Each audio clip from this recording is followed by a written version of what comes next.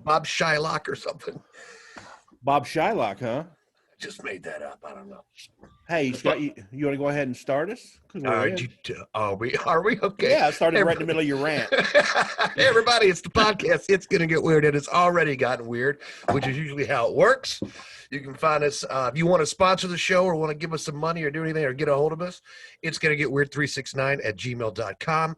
We are Get Weird PC on Twitter, and we are now shopping or available on Facebook as well. And we also do this on Spotify, not only Apple Music, but Spotify now as well. Great. Nice. Great. Nice. We are joined by one of the best musicians that I know and I've ever gotten to play with. I've only played with a couple. Go ahead, Frank. No, I didn't want to say it. He's in more bands than anybody. He's been in more bands than any human being I've ever met in my life. He's a businessman. He's a drummer. He's a musician. He's a friend and a father. Ryan Murphy, thank you for coming on, buddy. And a bitch and a mother. He's a child and a lover and a which bitch. I always found that was a sinner and a saint. Yeah, all that shit. Meredith Brooks. That's awesome. Yeah, Thank you guys for having me once again. Just in case Scott is drinking, my name is Ryan Murphy. That's RYAN if you want to make a note.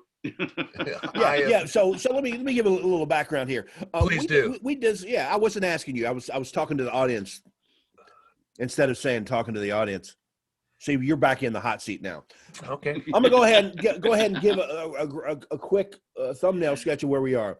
We're having Ryan back on because we had him on before we started doing these and posting them publicly. We had not a bunch, but we had a few guests on, and they were relatively okay quality wise. But we did a show with Ryan, and it was literally unusable. Scott was so drunk, it was unusable. And every time he'd say, well, we got the Ryan Murphy episode, I'd be like this. And here I am on my phone looking at his text. Wait, we've had him on before? I was like, I heard like half of it, and it was like listening to someone. It was like watching Kanye on the fucking Grammys with Taylor Swift. I was like, God, this is embarrassing. You know, there were people out in the audience listening, going, "Ooh, Scott." You remember when like Beyonce was going, "Oh, Kanye." Oh. There were people in the audience who weren't even listening, going, "Oh, Scott, this is not a good look." So Scott, I guess, decided, on his own volition, hey, let's have Ryan back. And I think that's a good idea. It gives Ryan his own episode, which he already did, which you totally ruined. No, we got to call it that. But it also gives you a chance to redeem yourself with some awesomeness, which I think you're capable of, which you don't need to redeem yourself. But I think you deserved another shot at the Ryan Murphy episode. Get out right here. Sound like a motivational coach. Now, the worst motivational coach ever. Oh, I think you're capable of it, but you sucked and you were drunk and you can go fuck yourself. It's true. It kind of is true. There's nothing worse than lying to somebody. Yeah. And I'm going to be true. Terrible. And I got to build you up and tear you down. I got to do the Rick Pitino. I got to tear you down all fucking year until you get to the postseason. And then you're like, this team is shaping up. And then all of a sudden, he's not ripping their ass on the sidelines anymore. And he's being more, effusive with his compliments with the basketball team. And as it further goes on, he starts treating them like men on the sidelines. And then they're out of the tournament. So anyway, I was drunk on the last podcast with Ryan. Thank you so much for doing this again. Yeah, there's absolutely no doubt. So we finished the podcast, and I walked in the house, and the wife goes, "Man, I could hear you all the way in here. Laughing and talking loud. You guys were like cracking up. How did it go?" I said, "Yeah, there's no way they can hear that." That was my first response. I'm glad it's over, and I'm glad you're back. And sure, we're going to keep talking about that the rest of the podcast. All we've done is Frank yell at me. You tell me I'm in the hot seat. No, but I built you back up. You did. You did build me back up. I appreciate that, Rick. Hey, no problem. He cussed me out once. Yeah, let's try not to also say the word that rhymes with gape on the podcast tonight. Okay. Okay. No problem. I'm kidding. No, actually, we did say it on the last podcast. I need to mark that down not to say that. No, I didn't say. I said, yeah, it's terrible. Words not to. You can do the beep button. You can do the beep. Yeah, I'm just not editing things anymore. No, and I don't blame Front him to back.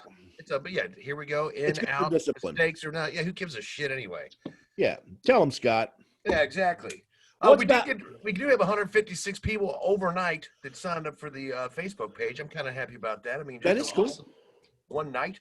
Hey, and before we get any further, Brian, you got anything you want to plug? Any gigs, any bands, any email addresses, Twitters? What's a gig? I know. Well, actually, I got a question about that. No, I mean, I haven't really been doing. I do have. I have my RSM Music and Media LLC Facebook page that I just launched, which is for booking and live streaming. I've gotten into the live streaming market. You need something live stream. You got a charity, you got a concert event, whatever you want to do. I'll do the graphic work, the video work, the live streaming work, boom, whatever. Did you say cherry? Charity. Oh, I thought you said cherry. It did sound like you said cherry. If you listen, that's a big market right now. You want to get into that kind of live streaming? Yeah, you want to pop your cherry live? We're fine. You do you. You know what I'm saying? Thanks, George Washington. Thanks, George Washington. That's great. We'll capture it for you. Well, good. Yeah, I'm happy we're all doing that. And, we'll probably post a lot of that information on the page, but you're already listening to this. But if you want to go back and get the information, RS Media, what? Say it again, please. RSM Music and Media LLC. Cool. That's awesome. Yeah. All right. One of the things we like to start out with on the show as we get started is the funniest thing you saw. I like to set a good tone for the show. And there's always something that's stuck in my mind that I just laugh my ass off. And I always like to start out with that. So if either one of you are ready, you can, or I can go. You go. I will go then. Two things, actually. The first one is they were doing the courtroom, some sort of courtroom session. And the guy had a filter on it. He was a cat. Yeah. That's awesome. I saw that. That was funny as shit. There's 4 people. It's like a 4-square box on a Zoom. They had 4 people, so it's squared up there, and you can see like the judge, the opposing lawyer, the defendant, and then a cat. And its mouth is moving as he's speaking. It's one of those filters. And at one point he goes, "Yeah, obviously, Judge, I'm not a cat." He's like, "Yeah, I'm aware that you're not a cat." And then I've been watching this new show called BuzzFeed. It's the guys from BuzzFeed that do a lot of those net stuff. They're starting to do more content. Unsolved. BuzzFeed Unsolved. So they basically just go and do different. Yeah, the 2 guys. Yeah. Yeah. You know who I'm talking about. They're hilarious. Yeah. Shane and something. Anyway. If you get a chance to check that out, I know it's on. It is on Amazon Prime. Anyway, they were talking today about the Illuminati and how they just go through the whatever conspiracy theory or a haunted house. They make fun of each other. It's a kind of short and sweet episodes, and I love it. So they're talking about the Illuminati and the list of people that are proposed to be in the Illuminati, like Jay-Z, Beyonce, Sammy Hagar, Al Roker. I was like, Al Roker. Hey, he's on his 7th clone, by the way, Sammy Hagar. I mean, I like the fat Al Roker better than the skinny one. He looks really weird that way. Every time I see him, like, oh God, he's got cancer. It's right, he lost weight. Like what's his face? Like Al Sharpton. I prefer fat Al Sharpton to skinny Al Sharpton. Yeah. I can't get with it. It freaks me out. What's the funniest thing you saw this week, Ryan?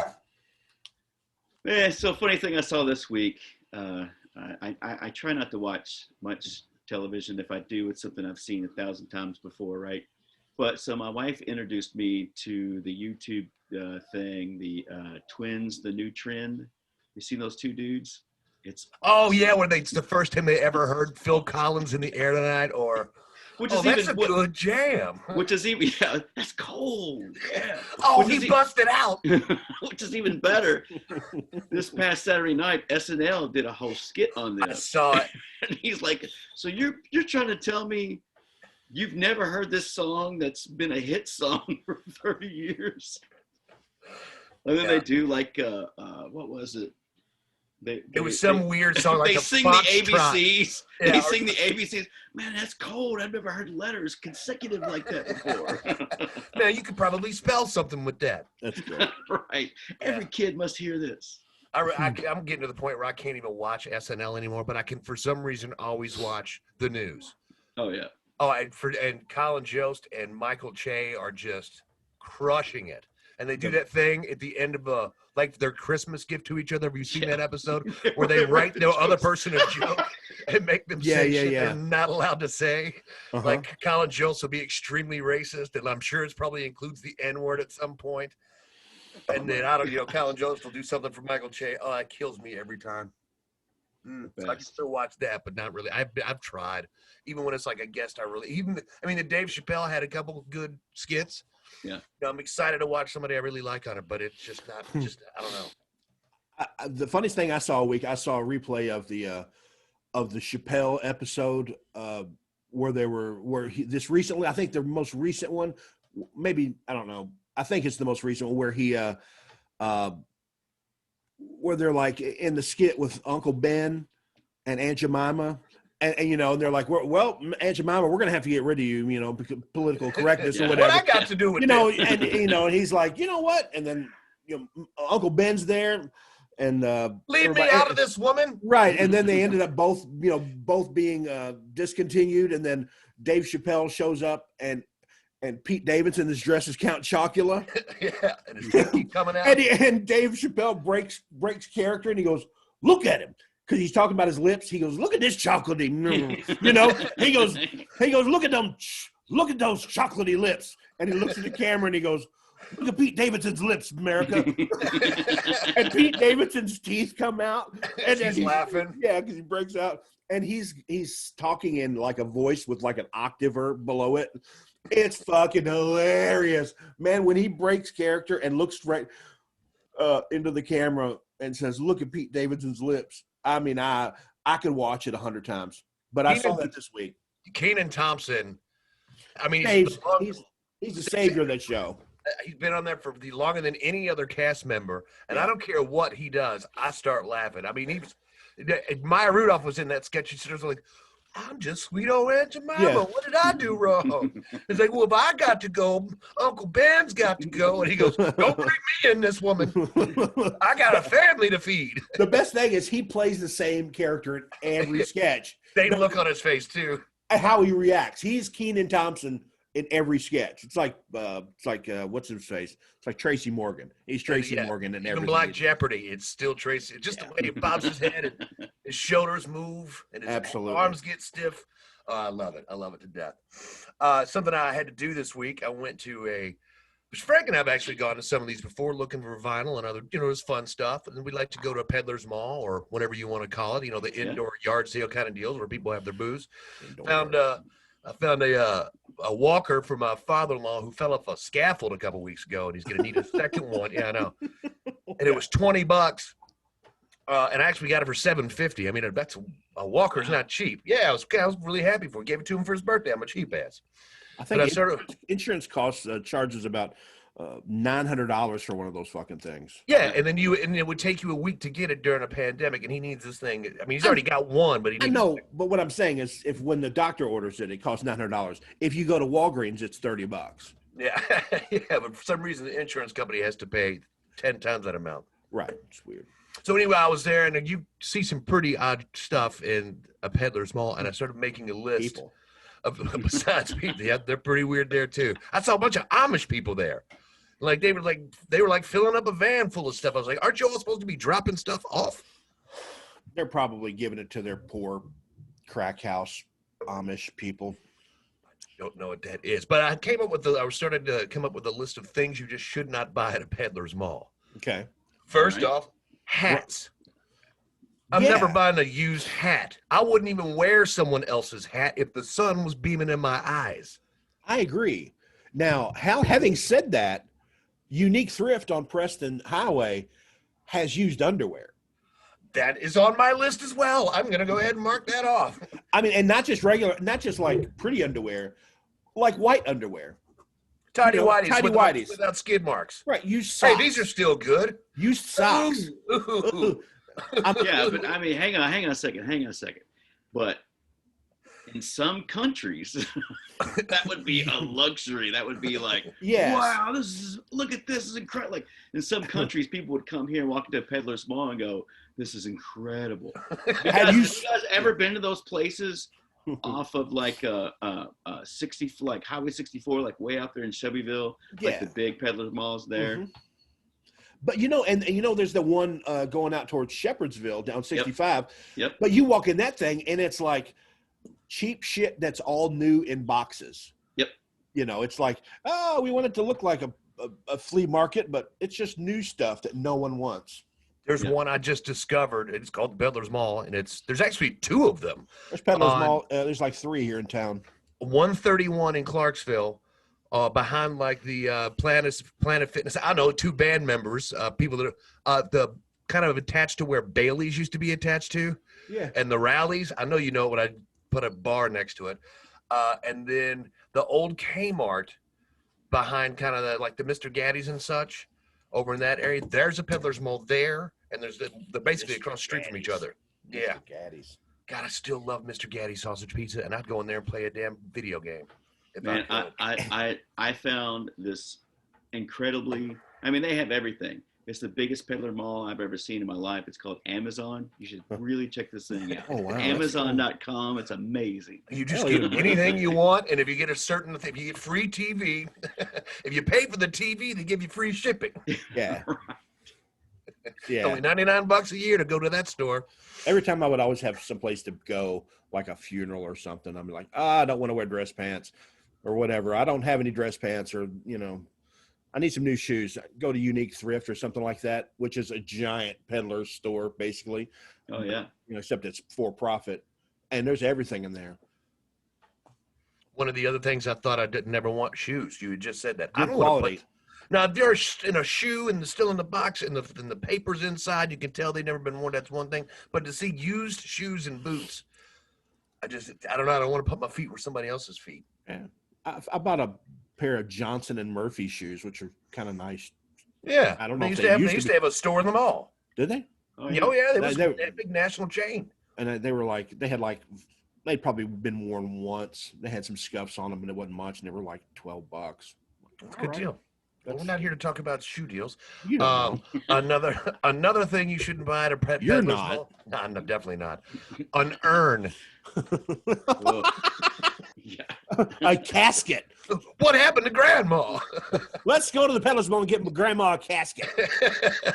Get her a kiss casket. Come on, boy. We got some cesspools to suck. Here's another one I saw that I couldn't believe was there. A CPAP machine. Now where's that one at? Yeah, that's what I was going to say. You got to buy one of those cleaners too. Yeah, I'm in for that. It killed me. All right, Ron, we like to do a little thing called the slang book. Are you familiar with what a slang book is? What you had back in high school, maybe in middle school? A slang book? Yeah, where they pass the note around or pass the page around. There's a series of questions that kind of get you to know somebody. Yeah, like a bunch of pages stapled together, and they ask you just general questions. You answer general questions. Yeah. General questions. We generally try to theme them. Like he did one for bands with me once, and I did writing with him because he actually reads something and I don't read. Yours is a little more expanded instead of being. I mean, I could have easily made it all drums. I could have easily made it all. Music, super gay stuff, yeah. Butt stuff, all butt stuff. Hey, we already talked about that. You talking about that? Oh, that's right. Yeah, that's right. All right, so we're just gonna go, and it doesn't matter what you want to say. You can say any answer you want to, but you can only use the answer once, and that might come up later. So think about your answers as you go along. Yeah, you don't want to say the same thing. You might go, oh shit. I mean, that's what I did. That's probably more apt to put in here than I did over there. Oh, okay. All right. Now, first, we're going to start off really easy, come out of the gate slow. Who's your favorite drummer? I already know. I think I know the answer to the question. I know this. I know the top two. I know your son's name. Yeah, I would have to, go with John Bonham always. It's if I have to pick one. And then it's Alex Van Halen. He's up there. I mean, oh man, good drummer. Well, I know. I just thought he was. I am such a Morgan Rose Gotcha. fan. Now, here I'm going to be foolish. Who's Morgan Rose? Seven Dust. Oh yeah. I played poker with that dude. He's a super nice guy too. Yeah. He's a monkey. He looks like Cam, Fleener and Perry Farrell had a kid. It's like keep that guy away from the cocaine And the heroin. Woo! Man, that guy could smoke a cigar in a rainstorm. That means he has a big nose, folks. I don't remember, man. And speaking of Cam Fleener, boy, he's going nuts on Facebook about gas prices and COVID restrictions. Yeah. Yeah. Well, yeah, you would cool. think that you would think that someone who runs a business wouldn't do things like that on social media. You think they'd be a little more client. Let's walk the line without pulling sides. But be as it may. Yeah, be that as it may, there's something to be said for getting old. That removes that filter for old people. You know what I mean? It's like after you hit a certain age, you're like, you know what? I don't care if I lose my livelihood or my family. Fuck this guy. And then all of a sudden it's like one domino falls. Family, job, life, homeless, crack. He was, and I love Cam. I do too, and I respect what he's doing. I understand his struggle. Oh yeah, I mean, he look. But first off, he wrote for what bands are trying to do in the cover band world type of thing. He wrote the book on it. He wrote the book. He was hell yeah, he did. And for this town, absolutely, he was the example. Yeah, he got us gigs, probably 6 or 7 places down south. He got us gigs all the time. He was the example for everyone. So he was on a Facebook Live. He was driving, right? And you could tell it was like not terribly early in the morning. It was like 9, 10 a.m. Right. And he was driving. His hair was down. And he still had his eyeliner on. Right. Maybe from the night before, whatnot, and my mind went right to that scene in Rockstar where he's fixing the printer. He's like, "Is that mascara? I'm in a band. Can we get back to this now?" And these are my mic cables. And that's my mic stand. I mean, all of us have done that at some point in some band. I'm quitting and I'm taking my shit with me. Yep, I haven't. No, yeah, because no one ever wants you to quit. That doesn't have any bearing on whether I quit or not. You're certainly taking your equipment. All right. So we got bottom. I kind of knew that. I just did it for the show. I already knew what it was going to say just because I know your son's name. All right. Who's your favorite band? Oh, man. I mean, again, if I got to pick one, it's Van Halen. I did not know that about you. Oh, really? Yeah. I remember. You obviously don't look at his shirts. Going to see Van Halen, and I think this was 2004. This was the tour where they were back with Sammy, and Eddie was like out of his mind. The miserable. I was there. I was miserable tour. Yeah. I know because I went. I got some beers, and I'm going up to my seats. We're like 4th or 5th row or something like that, and there's 2 dudes in my seat. And one of them was you. Like, dude, get these guys out of our seat. I was in your seat. Yeah, and you were like, "Oh, dude, really for real?" I'm like, "Yeah, come on, man. All right." That doesn't sound like me at all. No. So Eddie was drunk, just like I was on the last podcast I did with you. He was worse. It was a terrible show. Van Halen, huh? He didn't have his teeth the whole last tour. Yeah, I mean, for me, Van Halen was like, I was, how times have changed. I was 10 years old, and my other 10-year-old cousin convinced my parents into letting me go to Freedom Hall with him, two 10-year-old kids, as long as our 11-year-old cousin would go with us. You guys want some weed? And my aunt at the time, for the 11-year-old, if you know where Hometown Pizza is on Preston Highway, so they lived right there, right where that is. That's where their house was. So a 2 10-year-olds and 11-year-old walked from there up to Freedom Hall to see Van Halen, and the Fools opened up. So I guess that was fair warning. 81. I think it was 81. Jesus, that's a long walk. It is, but when you're a kid, you do that shit all the time. Yeah, think about it. I'm going to a concert. I had no idea I was known in the music. I just went just to be cool, and we were going to this rock concert. And then I thought the Fools were Van Halen. That's how naive, and I knew nothing about nothing. And then lights go out, weeds in the air. Mm-hmm. You hear that guitar and the drums. The lights go up, and Roth is touching his toes, and you're just like, "Oh my God, my life has changed forever." And that was your first concert? That was my first concert, and I've seen Van Halen on every single tour since then. My first Van Halen show was the next year, 82, Diver Down. Huh. My first concert was Glass Tiger and Journey. Nice. I was at that show. I was there. I think you should lead with Journey on that one. I know, but I Journey think the joke's better. Don't forget me when I'm gone. But you're like Brian Adams sang backup. Yeah. Yeah, I did. I thought that would be even funnier, but Journey or what not to fuck with then. Oh no, I mean that was. Well, that was, I don't know. They had that was the Raised on Radio. Raised on Radio. Raised on Radio. So they had Randy Jackson on bass and Mike Baird on drums. Yeah. No, it was the Loudon guy on drums, wasn't it? Oh, maybe. Yeah. I think it was Larry Loudon. Is that right? Yeah, that's it. It's Larry Loudon. Trust me, I'm a big Journey fan. That's good. I would have never pulled that one out. Man, I can't believe I did either. My butt hurts. There's one guy who didn't need to wear spandex on that shit. Randy Jackson. It's like, damn, where is your ass? It's like, it's right here under my shoulders. You do not need to wear spandex, dude. And you know, the first show he went to, Steve Perry went, no. I'm the coattails guy. You got to wear a regular jacket. It can be bright pink, but everybody's going to look at your funny looking ass. You're not covering this thing up. I went to see Journey. It was the first time I actually got to see Journey. He's a huge Journey fan, but I was still disappointed because, they had let go of Steve Jonathan Smith Cain, at that point. No, Jonathan Cain was still in there. It was right. Ross Valerie. Ross Valerie, sorry. Yeah, and I was already gotten through, and I'm a huge old Journey fan too. I mean, there was 4 albums before Steve Perry even joined the band. I like that stuff too, but I like the classic stuff from Departure moving on up to Escape. Even though I did like Jonathan Cain, I was fine with that, but at Raised on Radio was a dump. But you got to see Journey. Yeah, I did. That was that was the first time that I had seen Journey too, and it was one of those things where you're like, man, Steve Smith isn't here, but you know what? Let's just go and see the song. 100%. That's exactly how it felt. This dude's not going to play in the way Steve Smith does, but that's okay. All right, now here's where we get to mess you up. So your favorite band is Van Halen.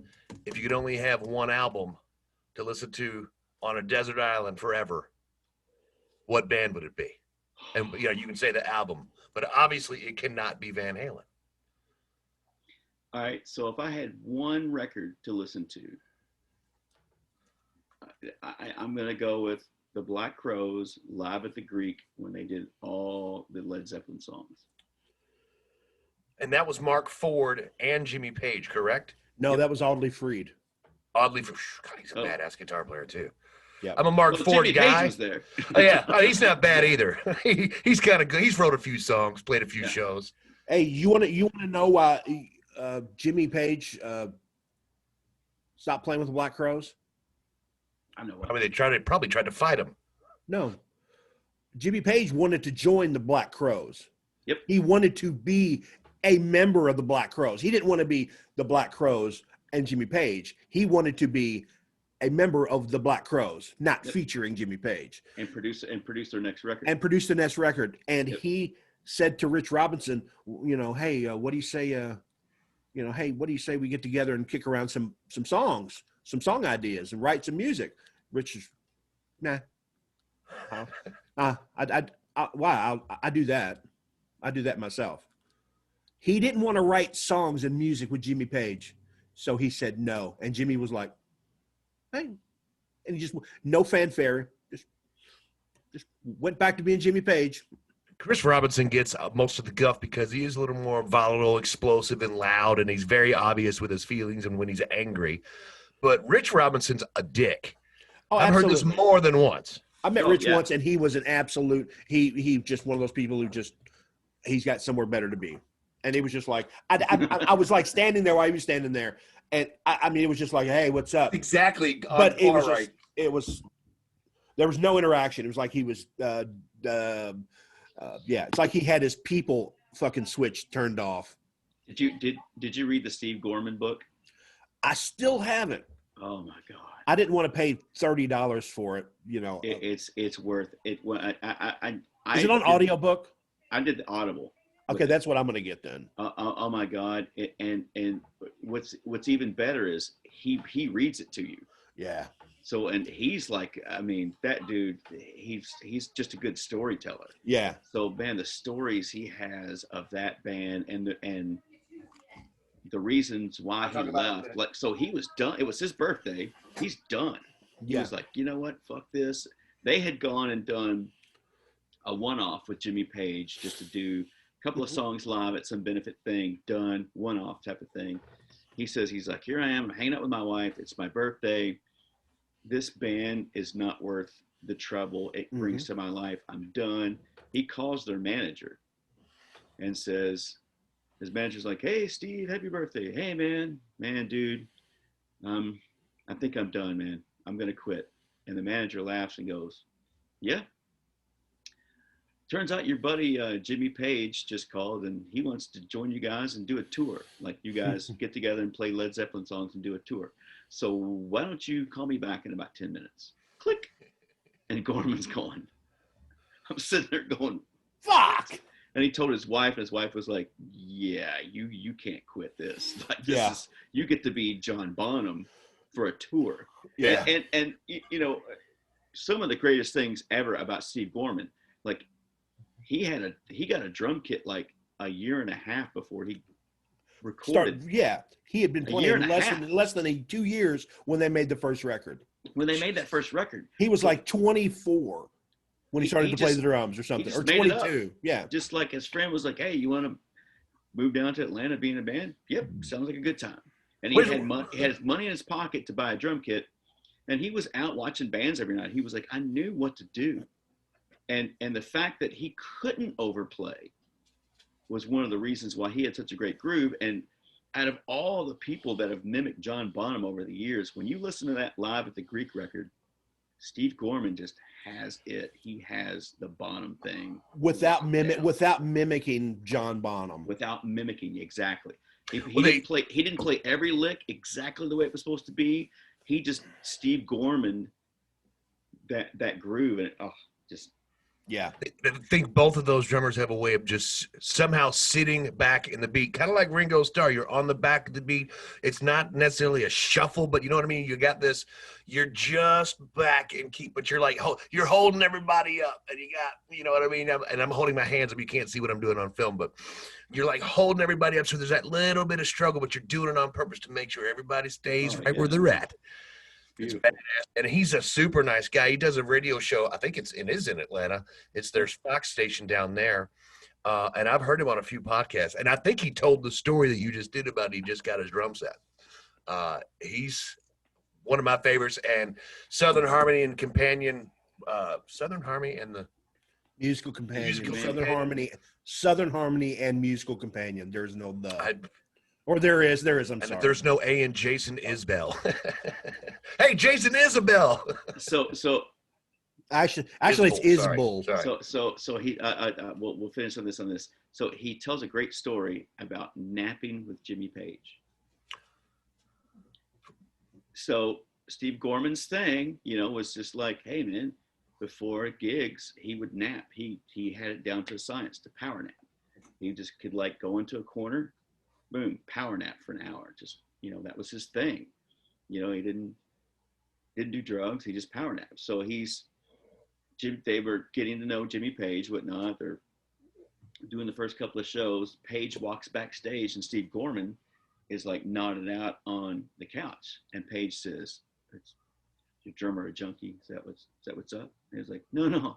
The dude just likes to power nap before gigs. And so Page is fascinated by this. So it wasn't like they had a really tight bond with the guys in the band of Jimmy Page, right? Because he's still Jimmy Page. Yeah. Except for Steve Gorman. Page pulls Steve Gorman into his dressing room and goes, "Hey man, tell me about this nap thing that you do, like your thing and what it does for you." So he says it, tells him what it does for me. He's like, "What? You want to take a nap?" He's like, "There's 2 couches there," and he was like, "Yes, Jimmy, yes I do." And they both laid down and they took a nap for like an hour. They get up.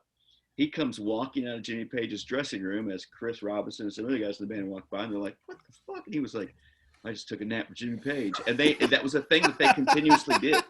That's they did amazing. it all the time. That would be so cool. Could you imagine? I might like to take a nap.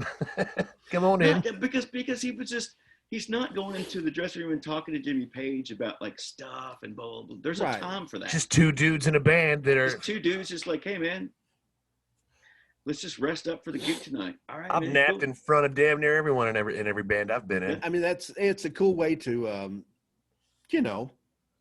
like, after a lifetime of doing things one way, see somebody do it another way, and just like, okay, that's kind of cool. Yeah. It's like a guy starts painting one of his townnails, and you're like, "Fuck it, I'll paint one of my toenails too." I'm gonna do the pinky. I'm gonna do the pinky. No, I'm gonna stay away from the pinky. I'm gonna do the ring finger on the right toe. Yeah. Steve Perry still says no about the coattails, though. No, you can't use the coattails, man. That's my jam. He even said that to Arnell. Oh well, I think Arnell. I think he did do it was like on the first time. No, Maybe I'm talking about career coattails. Oh. Wake up, Scott. You want to get a drink there? No, Sprite's Wake good. you up a Sprite's good. Sprite's good. I almost drank a Red Bull before I got on here, and I was like, nope, that might alter it too. All right, let's get back to this. It's a very important question. Which one of your kids do you love the most? Oh, that's not even fair. But it's a good question. Answer it. I would feel guilty by answering that question. But by saying that, you do have one. He will never, ever, ever, ever hear this. So just lay the hammer down. No. My kids will hear this. They are good because my middle son, who is he's 8, came down here and he was like, "So what's a podcast? You doing a podcast with your friends?" I'm like, "Yeah." And he was like, "Well, I could pull that up on my computer, right? Listen to it." I'm like, "Yep. Yes, you can." He goes, "Okay, well, I'd like to listen to it." I'm like, "Sure, no problem." Middle son is your favorite then. Well, he's the only one that's going to hear it, so he I plays it around his brother. I would say I'm kidding. He's probably the one that's the most like me. Yeah. Right on. Yeah. Hey, So- what do you got? What do you got? Obviously, I'm kidding about that whole. You've got a favorite. Everybody's got a favorite about everything, but yeah, I can't imagine. I don't have kids, so it's not like I can go. Oh, I feel like my dog is my favorite child. I can't be one of those people. All right, how about this one? Which one of your wives have you loved the most? Well, without a doubt, I could say my. Are you asking Ryan? Yeah. All right, how about you, Frank? Shut up. Yeah. Now we can actually start getting into some actual questions now because What was that question? so which one of his wives does he love the most? Yeah. So what's the answer? He said his second. Oh, okay. It was Say your someone second. other than Aaron. I mean, he's calling us on our computer right now. I can see her name right here. Oh, that's I'm just saying. I mean, just for the sake of, just a bad night at home, I think maybe it's worth it to him. Yeah, I said my first wife was my favorite. Sorry, honey. Here's half my shit. It's typically, if we're just being honest, I mean, typically for a dude to, abrupt and change his life the way that I did, because my wife's 14 years younger, Aaron's 14 years younger than I am, and do the transition the way that I did things, it statistically, for a lot of people, doesn't turn out very well. Right. So I am one Got the lucky younger. son- I got a one younger lucky broad son and of a had some bitch. kids. yeah.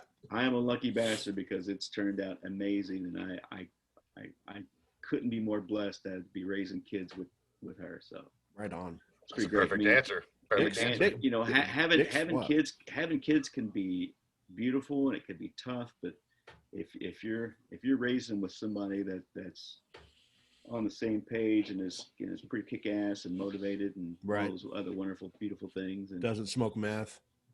Hey, that's a bonus. in today's I mean, world, that's a real thing. That's like, a real that should be- thing. Yeah. Yeah. You should probably let your wife listen to this. It might get a little action. Well, she's like, yeah, I'm tired of the things that you do. I don't go any more gigs. I don't do it yet. Yeah, he's like watching. Is it gonna happen now? Hey, Aaron, get your ass in here. I know that we've gone to dinner together before. We have to share the same birthday. Occasionally, we will run into each other. Occasionally, if we're doing a gig, we have dinner together. And I know how much you love sushi, like I do, Yep. and I think Frank does too. I What like is it. your I don't favorite? love it. What's your favorite piece of sushi? If you're gonna order a roll, what's your jam? Can't believe I just said jam. Well, does it have to be sushi or can it be an item at a sushi place? I'll take that. I mean, I was Okay. looking for a sushi roll or a sashimi or something like that. All right. And our dear friend Kevin McCreary introduced me to quail eggs. Never Oh, heard yeah. of Egg him. shot. Never heard of him. Man, I just talking about it makes me crave. Like just talking about it makes me go, man, can I get an Uber Eats thing where they just deliver me some quail eggs? I mean, it's wow, that was just delicious. Now, is it just a straight egg in a shot glass, or do they put any booze in it? It's an egg with a little bit of like a dash of wasabi and some soy sauce, just dropped in a little thing. Yeah. And every time that we would go get sushi, we would start out with 2 quail eggs. We would start with 2 quail egg shots and then end it with 2 quail egg shots. And now, do you swish it around your mouth? Now you just boom, throw it back, and it's the greatest thing. So you don't even break the yolk though. Nope. See, I think I would do that. I'm gonna try. You know what? I don't think I know I've had egg shots, or I guess they were probably quail eggs at a Mexican place, as I remember. Yeah, these were fantastic. And you that one time you introduced me to the shrimp. Heads. Shrimp heads, fried shrimp heads. Shrimp Shack You would- Shooters. You you played for the Shrimp Shack Shooters. Captain Gooch and the Shrimp Shack Shooters. That's from that thing you do. Now I did go to a NAMM show out in Anaheim probably how many years ago was this? Maybe 45 years ago, like maybe 40, 8 years 41. ago, maybe 8 or 9 years ago. And me and my buddy Mark were out there and we went to a sushi place, which seemed, we asked around. It was popular out in LA and it was packed in there. And I got some quail eggs, which they brought me an actual egg with the top just cracked off of it. And That's badass. Well, Well. I guess, but I spent most of that weekend on the toilet. And when everybody's out there, like all your buddies are out there, and it's like, yeah, cut loose and party, and I gotta kids are go home. shit. And it was. If I took one drink of alcohol, it was like boom, and it would just like, oh my god, this is awful. Was it And Nobu? Huh? Was it Nobu? Because that's like the really popular one in LA. I don't Is it? remember. Yeah, Nobu is. Yeah, that's the one where like all the celebrities go. It's really good, 20 years ago. but well, shit. It was damn near 10, probably a decade ago at least. It was weird. It was almost like in a neighborhood. It was Oh, odd. It wasn't like on. Nobu's on Hollywood and Vine, I It think. wasn't on the main strip. It was like you had the main strip and you turn in. It was weird. It was back Street. in the It was street sushi. Gas station. It's one Right. step above gas station. You actually pulled a quail egg out of a tree, Excuse me, Quail. Is that Yeah. your nest? I'll let your sister live. but they don't tell you the beginning of that equation is them in the back squeezing the fuck out of that quail. Oh, damn it! Give me an egg. Frank, what do you get at sushi place? Yeah, I don't know anything about sushi. I don't go unless somebody says, "Hey, you want to go eat sushi?" I'm like, "Yeah, sure." I'm like, "Pick me something out." Okay. It's not like I have a lust for it. All right, People cooked have or raw? People have raw. If I'm going to do it, I'm going to do it. And All right. I just don't have it. I don't have a real taste for it. I do both. I have a sushi story for you. You guys Uh, ready? yes, that's what this All right. is, storytelling podcast. What? So I'm in Tokyo, right? My wife and I. Tokyo, Indiana. Tokyo, Japan. Okay. Ken Tokyo, So as my I friend Rachel Keys would say. Anyway, sorry. so not that NAM trip, but a NAM trip. I think 2 years before, I won a trip or two to Tokyo, Japan. Right. So we used it for our honeymoon. We're in Tokyo, and we're jet lagged, whatnot, and we go. Hey, we got to get some sushi. We're in Tokyo, Japan. You would think. Fuck yeah. So we go down to the concierge. And we're like, hey, where's the best place to get sushi? And they direct us. It's like 3 blocks away, and it's for Tokyo time, it's getting a little bit late because we're downtown. So this is getting like 9, 10 o'clock at night, right? Do they call it sushi or do they just call it their Food. food? Yeah. Hey, We're where's like, what do you call Mexican food here? Food. And I thought about that, and I was like, yeah, go get you some McDonald's. Anyway. So we go to this building. We're like walking into this building, and it's like a building downtown Louisville, like the PNC building or something like that. Right. And we went down. We walked, asked where it was. We went down 3 flights down. Like we walked into the entry level down. Subterranean, 3 yeah. 3 flights. Yeah, what were you, Nakitomo Plaza? Bizarre, dude. Bizarre. We walk up to it. There was this older Japanese woman there, like in a host. And as soon as we walked in, she starts yelling at us. You got shanghaied. They're taking you to She's Shanghai on a boat. It starts off bizarre. She's like yelling at us, and then finally the sushi, and it's not a big place, and then there's people in there. Right. And then finally, we're total Americans, and then finally the chef yells something back at her. They have a little back and forth, and she grabs a couple of menus and brings us in, and she walks us right up to the sushi bar, right? And we sit down. You eat now. She hands us a You menu. eat now. She hands us a menu. We can't read anything on it. Like this whole thing of like, hey, when you go to Tokyo, everybody speaks English. Yeah. You can read. No, it's all complete lie. It's complete lie. So That's Frank laughing in the background, folks. He cracked himself up with it's not Kevin Mimi. Who was it? You go now. He said, you eat now. So turns out the sushi chef lived in New York for a while, and he spoke English, and we talked to him a little bit, and we couldn't, figure out what to pick out, but we could see pictures, and we could see that there's this picture of a platter. And I told the wife, I was like, hey, we're just gonna get this, and I pointed it out and said we're gonna get this, and he was like, great. He fixes it up. I'm drinking on some Sapporos, and Probably his version of scrambled eggs and bacon. This is, I'll take the combo. this is fantastic. And normally, like here in America, they fix you something to eat, they drop it on your table, and they just walk away. So this dude makes this whole big platter up, whatnot. He's talking to us, makes the platter up, and he, hands it to us. We put it in front of us, and he stands there like this. And then my wife grabs my arm and whispers in my ear, I'm not eating a damn thing on this plate, because it was bizarre. Like it was alive, and it was weird. And some of the things that looked like a baby took a shit on a pile of rice. It was bizarre. And I'm like, you know what, man? When in Rome. I'm in Tokyo, Japan. I've had me a couple big old tall beers. I'm eating all of it.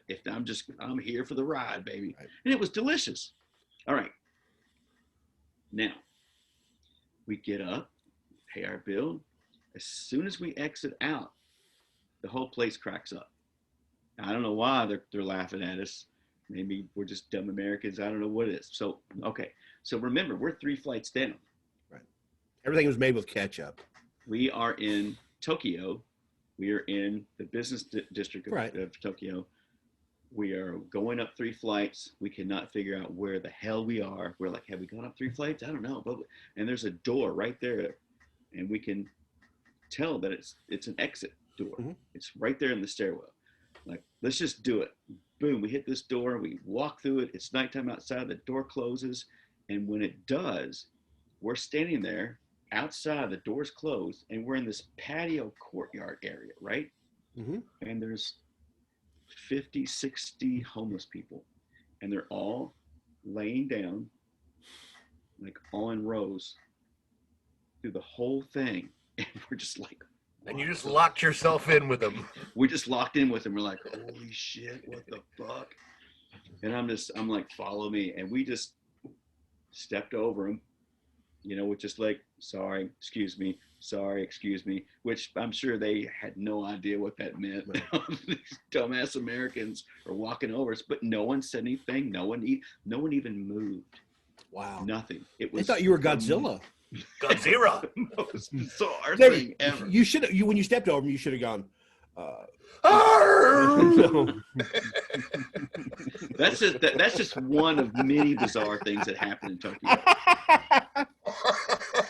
Hit him with your tail too. Guys, you walk Knock over. over You walk over. You're like Hiroshima, Nagasaki, Hiroshima, Nagasaki, Hiroshima, Nagasaki.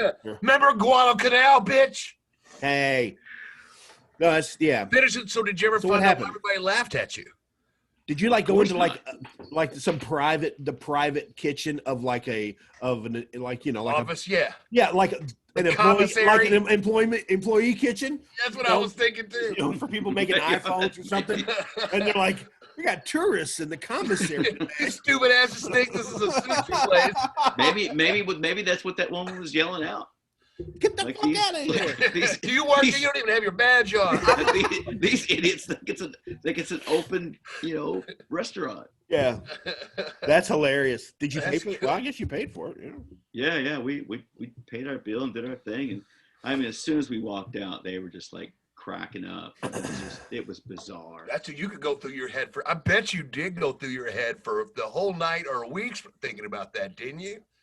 You have no thoughts on what it could have been. And it stayed in our brains until the next bizarre situation happened. Oh, okay. Like I could do a whole podcast on a week in Tokyo, and every day was just a bizarre It was a bizarre Seinfeld situation every single day. At the end of that situation, it's just like Morgan Freeman coda on it. It's like, and after that, Ryan killed one Japanese person every night for the rest of his stay. You actually got the dialect good on that too. For the rest of his stay. I was in Paris, and the hotel that we stayed in literally was like a nice little street off the main strip, but it was restaurant. I mean, I could literally walk out of my hotel and go to any kind of restaurant I wanted, and all the food is generally pretty good. Joy Poacher. So we just got there, and we went to sushi place, but there was like 3 sushi places all next door to each other. And so, what does an American do, or what does anybody in their right mind do? They look at the menu, they go to the next one, and the menu's posted on the window. Take a look at that, see if there's anything we like, or make sure we recognize it and that kind of stuff. Does the place look good? And we did it to all 3 of them. Every time that they open the door, go, table for 2? Table for 2? Oh, yeah. And I'm like, oh, we're not eating yet. We're going to eat in a little bit. We'll come back. Oh, okay. Then you go to the next one. They open the door. They do the same thing. I mean, all 3 restaurants did it. And we finally just picked the 3rd one because we were tired of being asked. And both ladies from the other restaurants are sticking their head out the window, giving us a stink eye. Like, how dare you go to their place? They were the last one. I paid for the first one next to the movie theater that's never open. Yeah. And then on the way back, they just stood at the windows with their arms crossed, giving us a stink. And I was like, that's awesome. That's just don't even look to him. Yeah. That's awesome. And they say that Americans are assholes. Yeah. Well, of course, they're technically Japanese or something. So with all the amazing food that you have in Paris, you went and got sushi? First night, yeah. We were on vacation. We'd already had a nice little French lunch. Sushi was right there. We were tired. Yeah. So we just went down there and got that. And then we rested up and I don't think we had anything. I mean, we did everything. I mean, I went into one restaurant and just said, what's your chef special? But we don't really have one. I go, can you tell the chef just to make me something? Or give me the best thing you think is on this menu? It was terrible. It was tuna. How do you ruin raw tuna? It's raw tuna. There was no sauce on it, no nothing, but it just was terrible. How's your confit? I'm sure I ate it. I just had Debbie order. Debbie speaks a little bit of French, so I just had her order it for me. You're like, oh, je m'appelle. So I just said to a chef special or something I've never heard of. I was in Paris for 3 days. I don't remember anything. I don't remember any restaurants or anything that were places that we ate at or anything like that. But it was beautiful though. I remember I think that. my favorite thing was they didn't really have liquor stores. You could get it at the grocery, and that was kind of far away. But the mom and pop neighborhood restaurants, or neighborhood little shack where you can get some smokes or some chips or whatever, Yep. they'd have a nice little selection. I'd go to the top. I'd go to the bottom shelf, the cheapest shit, or I think the top. I would go to the top because the wines were so cheap, it was ridiculous. Yep. I'd get one red, get one white out, and that's how my day started. And then I got 7 more on the way home. No. But the wines there, awful. They're regular groceries. Like you can go to a grocery store here, and you're gonna find some good wines. Yeah. So I got the most expensive thing. I know wines pretty well. I'd like to think. Now, when I went to Italy, I'd go get I'd go get a $2 bottle of anything, and it tasted amazing. But they're tailored recipe wise to the culture they're serving. So It might be. I think the way we kind of seasoned ourselves to like which wines that we liked, it all comes, it depends on who's pushing what wine, in the country or anywhere at the time. I think they have their own special batch. Like you can go to your corner and get a Big Mac, but you can go to fucking Japan and get a Big Mac. There's nothing like that Big Mac. It is nothing like the Big Mac. And at the time, Le Big Mac. Aaron was a vegetarian, right? So you think, hey, I'm going to go to Japan. This should not be an issue for a vegetarian. Right. No, everything has meat. Like everything had meat of some sort in it. Everything. Just like, and you think too, you're like, at the time I was a smoker and you're like, oh man, you can smoke in Japan. Well, no, if you're outside and you're walking and you light up like you do here, people would stop and start yelling at me. You have to go to designated little smoking areas. And do not throw that cigarette butt on the ground. Don't be a gluttonous American. Yeah, first of all, I'd never do that.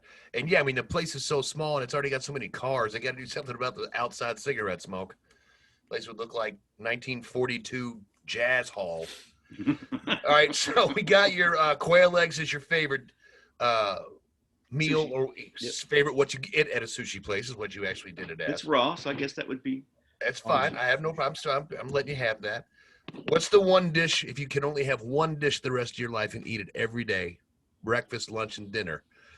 And you just said quail eggs is one of your favorite things in the world, so you can't use that again.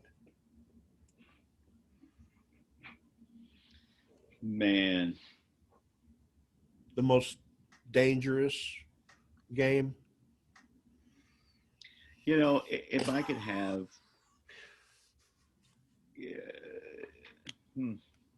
Isn't it tough? You have one thing, and you got to eat it morning, noon, and night. It's believe it or not, it's really not that tough for me because I eat a lot of the same things over and over and over. Everybody does, though, for the most part. Yeah, I guess for the most part. I don't know, man. I think that I don't know. It would it would probably be like my mom's fried chicken, something like that. Something. Yeah. That was unique to a person. Yeah, that was very unique on the way that she made it, and like or my dad's chili. And it's not just the taste; it's the everything. Yeah, so everything about the connection about it. Yeah. Yeah.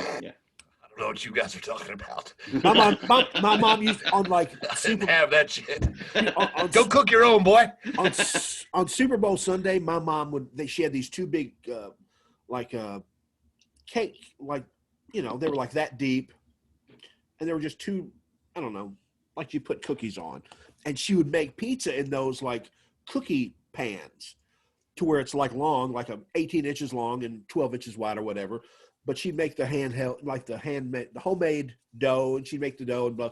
And one would be super beef and like Italian sausage heavy with the mozzarella, and the other one was like a pepperoni or something thin. And that is like, if I could go back and get something ever, eat one thing again, it would be have my mom make one of those fucking pizzas on Super Bowl Sunday, and just go like, oh, I'm gonna be eating this shit for 3 weeks. That's a really good point. I will say, Because my favorite thing is obviously spaghetti, and my spaghetti in the way I make spaghetti, but any kind of spaghetti, I would eat it more. When I go to the Dominican Republic, I get spaghetti for breakfast. I get it for lunch because they have a spaghetti buffet. And I've been to this place 6 times. Anybody that's got a pasta buffet or pasta, that the guy sitting there making it fresh for you, I'm always doing that. But I never thought about what Frank just said, about being able to go back in time and get one thing since both of my parents are deceased. My mom's chicken soup.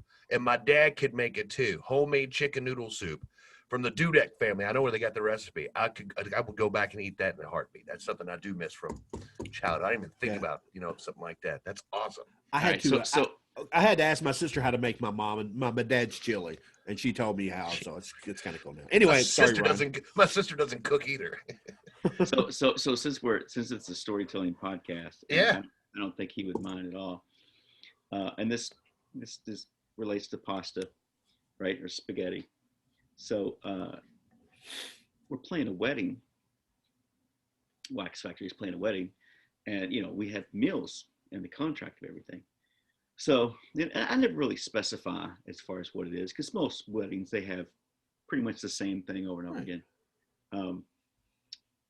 This particular wedding had just pasta, very types of pasta. That was Japanese wedding. No, it was just more of an Italian thing. Prospect. I know that's why I said it. I was being funny. Obviously, it was a German wedding. So Tony Clark, which you guys know, goes, oh man, look what he goes. Oh, this might be a problem. You don't like spaghetti? Oh man, it should be fine. So we eat. They didn't have bread or anything?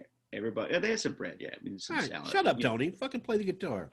Well, yeah. Well, we'd been there all day, and he ate. So we finished. Sorry, Tony. We finished playing the set, and we're tearing down, right? And he had that surgery that lap band. I don't know if you call it that, but it's like the surgery, and pasta doesn't go well with that. No, it swells in your stomach until it gets digested. Is that what pasta does? He breaks wind. We're in a tent outside, and he does it one time, and we all can't get through to get our gear out of there. The sound guy, Phil Bright is our sound guy. He comes.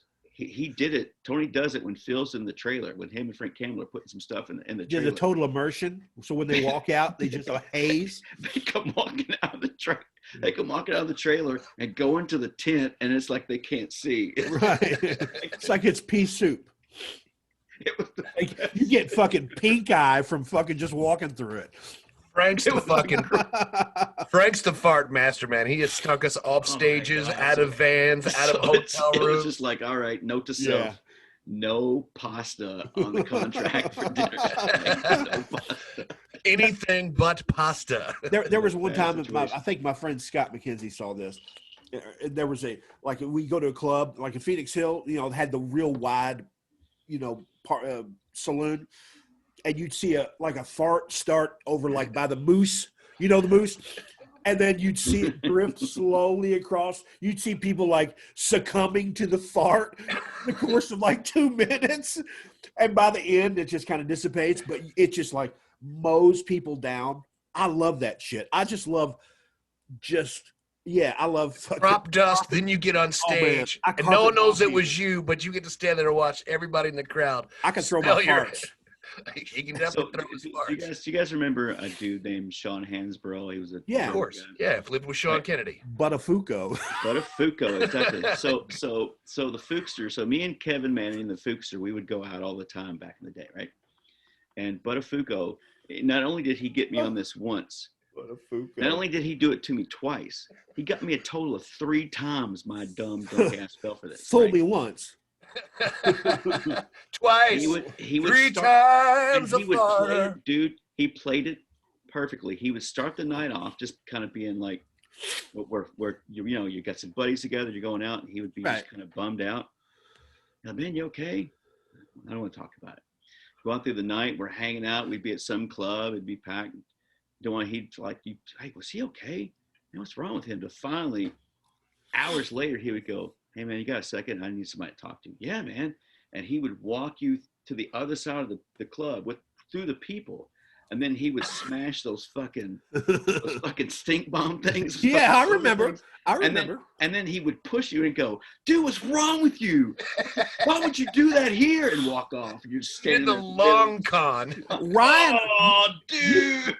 Ryan came on stage to play a song with us once and did it behind the drum set as he stood up to get off the stage. That was my payback for all of that. And what's his name was singing that John. Well, why was it payback? You did it to Whatever Will. No, that was not you guys. No, yes, it was. It was Whatever Will. You got up and you just stopped the thing and you walked off. You didn't even say a word. No. Sean Hansbrough was playing drums whenever I did that. Sean Hansbrough was never in Whatever Will. Did I do that to Whatever Will? Yes, you did. You sure? The only time I remember doing that. Frank's never wrong. I'm never Phoenix wrong. Hill. I know that. I remember doing this at Phoenix Hill in the saloon. About this kind of stuff. Phoenix Hill in the saloon. Sean Hansbrough was playing drums, and John is it Delph? Is that his name? John. Yeah. From John Paris. From John Paris. He was on stage singing when I did it. Yeah. That was Whatever Will. You know what? That was John Huffman was in the band. Who was the guitar player, or who was the band? I don't know, but I know Sean Hansbrough was on drums. I think it was a thrown together thing. John Paris was on vocals. We played War Pigs. We played War Pigs. Yep. How nuts is that I can remember that song? Were you in the All-Star band? No, it was like on a Thursday night. Everybody just get up and play? It's like one of those who's in the band. Maybe it was, I don't know. I just know John Huffman played, and we did Ain't Talking About Love. Yep. And I poured a whole box out. I had a box in my jacket, and I poured a whole box on the floor and stomped them. Not just one. Not just one. So it was Hansbrough's drums. I poured a whole box on the ground, got up and stomped them and walked off the stage. And left him to walk into it? I remember John was going, what the fuck? Oh my God. So Sean, Sean had to follow you. Yeah, it was his drums. He had to get back on his drums. You know what? I haven't thought about that in 25 years. At least. Wow. Well, it's been great. I'm going to give one more question because I think we're getting a little bit long on time. I got one more nice thing that we could talk about before we go. Again, It's Gonna Get Weird, the podcast. Want to email us, it's gonna get weird 369@gmail.com. You can always get us on Twitter at GetWeirdPC. We are now on Facebook, and not only are we on Apple Music, we are now on Spotify for those of you that use those phones. I also want to Those phones. Say thank you so much to our sponsor. Those apps. And where's my sponsor at? I wrote it down. I don't know. I don't either. Scott's Lost Joke at scottslostjoke.org. I think it's on my phone, and well, it doesn't matter. So the question I was going to ask each of you, and I'll answer it too. When this is all over, why are you yelling at us? I'm not meaning to. When this is all over, what's the first thing you're going to go do? I don't care if it's you're going to go to dinner, you're going to go see a movie, you're going to go to the beach. What's the one thing you just cannot wait till this is over and get to go do again? Eat in a restaurant and go into places I like Guitar Emporium, and not have my glasses steamed up the whole time because I'm breathing hot air into my glasses. Looking forward to that. Ryan? And seeing a lot of friends in person. Yeah, and having just like fingering them and stuff. Some sort of charity event where everybody gets to hang out, finger them, bang them, Yeah, man. Scott, you're in. You're the first. So of course. Well, I've got my own finger in my butt right now. Oh. It always goes there at some point. So what's the first thing you want to do? Man, I don't know. I mean, something with the kids. I mean, my my boys have been locked in for, this whole time.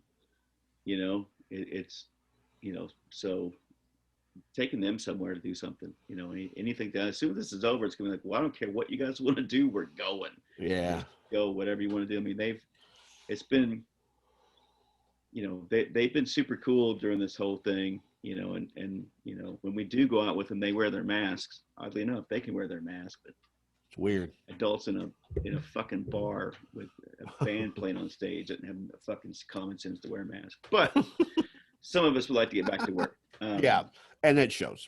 Where did you play on Saturday morning or Sunday morning? Church. Church. How much does that gig pay? It pays very well. Oh, it actually pays. Oh. Mm-hmm. Yeah. Church gigs pay. If you're a member of the church, then you're a volunteer. But if you're not a member of the church, then that's a paying gig. So that's a skill. And it's interesting. I love this gig. It's over at Valley View, out in the South End, and they live stream it. Everything's to a click and a backing track, and then because you have to sync up to the lyrics, and it's live stream, so there's camera shoots on it, and it's a wild gig, man. Because not only do you have to play the songs right, you have a click in your ear, you got to play it to the click, and then you've got cues of when the intros and the verses and the choruses and the breakdowns are, and then you got the music director on his microphone that doesn't go to front of the house, it goes to everybody's ears, and he'll give a little, hey, let's swing that verse a little bit type of thing. And then you've got the video guys out front, you've got them in your ears as well. All right, they're cueing camera 7, and all of this, and you've got to do all of this and everything in front of an audience live. So I might check that out just to see, because I mean, since you gave me the kind of the backbeat of it, it's kind of cool to see. I think I want to see that. It's quite the production, man. I mean, and it's in some of these churches, man. It's some of these guys in town. That's their full-time gig. Like Lupe, he's been doing St. Stephen's for years. That's a sweet paying gig too. I mean, the Maxwells and Jesse Vest, I think they do the Christian church over here in Indiana. They used to, at least. They used to, yeah. Mark was a music director at, was it Northeast for a while? Yeah, I think that's what it's called. Yeah. Yeah. Well, I mean, he's talented, good looking, probably got a big dick. I hate people like that. Well, this episode of the Gonna Get Weird podcast brought to you by Rooma Zoom Zoom and a Boom Boom, the new meeting service where you sit in a pointless meeting all day at home but get boned shortly after. Batteries not included. Rooma Zoom Zoom and a Boom Boom. I think that about wraps up the show. Ryan Murphy, tell us again about your Facebook, the new LLC. It's RSM Music and Media LLC, which is the parent company for Wax Factory and Full Contact Karaoke, registered trademark, all rights reserved. And for those who don't know. Yeah, and I've been in a band with Ryan before, and what he does is he basically acts as, the guy that's going to book it, going to give you your check, going to have the money right on time, your taxes are going to be done right, he's got you taken care of. I suggest it highly because he's very good at what he does. And right now, I mean, there are no gigs, but this is a good time to get started and get ready, ramp up and get ready to right when this gets back, and have the gigs ready to go. Listen, let me touch on that. Right now is the time. Like, update your song list, update your website, get your video ready. And I've seen a bunch of bands that have done that, and they're going to come out of the gate swinging. And some of the bands have not done that. And I'll just say this: I think in the wedding and corporate world, when people start booking this again, they're gonna go look to see who was laid back and took it serious, and they're gonna go see who wasn't. 100%. And you're talking about like record companies and other things like that. I meant just gigs in general. You get somebody, during this time, if you don't use it for something, you've wasted this entire period. I don't care what it is. Lose weight. That's a good question. Quit drinking. Let me ask you guys a question. But here's the thing, Scott. He's not talking about record companies. He's talking about his record, his corporate band kind of thing. Corporate gigs. Yep. Right. Not record company things. Corporate. Yeah. So let me ask you guys this. What all did you guys learn during this pandemic? What'd you learn? What'd you change? Well, that's a little bit more personal than most. I started working on my drinking problem, to be honest with you. When you were doing the farm thing too, right? I was following that. I worked on a farm. I Yeah. got to go out there immediately. Yeah, 108 acres. And I'm trying to get my studio in order so everything works like I want it to work. Nice. I just spent a damn week working on a damn soundboard, and the power supply went out, and I got to either buy a power supply or get it fixed. I don't even know. But I mean, yeah, I'm trying to do something. First of all, everything around this house is fixed and works. That was the first thing I did when I was furloughed. I was so bored shitless. I've also completed both Netflix and Prime Video. Did you watch The Boys? I watched the first season and the second season halfway through, and I'm not as happy with the second season as I was the first. So I've kind of put that off a little bit. Frank, what'd you get? I mean, first you got your album, Silkwood Showers, The Great Depression, which is available. Frank just wrote a new song last night, or this weekend too, which is badass. So, what's your question? Thanks for paying attention, man. I have been paying attention. I've been trying to talk for like an hour, and I'm like, nobody's listening to me. I can hear you. No, we were just right. like, you know, Thank you, like with the pandemic and with all the downtime, you know, what did you change? What'd you learn? You know? You're muted, buddy. You're muted. I'm not. He's back now. You're fine. Can you hear me? It keeps muting. That's what I mean. It's like it keeps muting itself. It does. I can hear that. All right. What he's trying to ask you, Frank, is what did you get done, or what's something you did new during all this downtime? Were you able to get anything done? No, absolutely nothing. I haven't had time. You did, work on the album. Yeah, absolutely. I've just tried to work on the house and get it settled. Got to make it the way I like it, make it the way I want it to look. I've had a lot of time working from home. Tends to just kind of make you set up your laptop and turn on the notifications really loud. Well, hey, you hit it, you know what I mean? You hit it when you hit it. When you hear it, you're like, okay. But other than that, when I'm not in the middle of something or working on a document or doing emails or something like that, I'm kind of just thinking about who I am in my future and trying to bolster who I am as a person. You know what I mean? Try to being apart from people for a fucking whole calendar year. Yep. Has done a lot for my my honesty with people as far as who I want in my life, not romantically, just in my life period. Yep. It's done a lot for me to kind of think, okay, who is valuable to me? Who's definitely a keeper. And it's been cool. And it's kind of, living alone is weird, but it's given me a great chance to bond with my dog, who was new to me last year. Kind of, he was 4 months. I had him 3 months. I had him until when the pandemic started. So it's like, we actually got a whole year at home bonding with this animal. When you go back to work, he's go, hey, where'd that motherfucker go?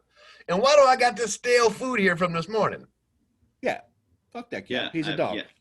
I mean, I feel you. I mean, it gave me, I mean, even though I have kids, you stay so busy with their activities and with gigs and just not only just doing the gigs, but the contract work and the hustle of the clients, right. Blah, blah, blah, blah, all that other crap that goes along with it. But, when all that just stopped and slowed down, it was like, oh, I got these little beings here that I can, bond, have just nothing but time to bond with them and hang out with them. And that's been pretty amazing. That's going to be the hardest part about when things open back up and going back to work and doing gigs again. Is like, not hanging out with the family, not being around. That whole story makes me so happy that I don't have children. It's everything they say it is. I dodged a bullet. Oh, thank you, pandemic, for making me realize it. To be honest, if I'd had kids 20 years ago, the last 20 years of my life, I haven't been my best self. So I don't know, probably be a shitty father. It doesn't matter. The cat All right. in the cradle and the silver Bill. spoon. The younger boy blue and the man Man on the moon. When you're coming home, Dad, I ain't coming fucking home.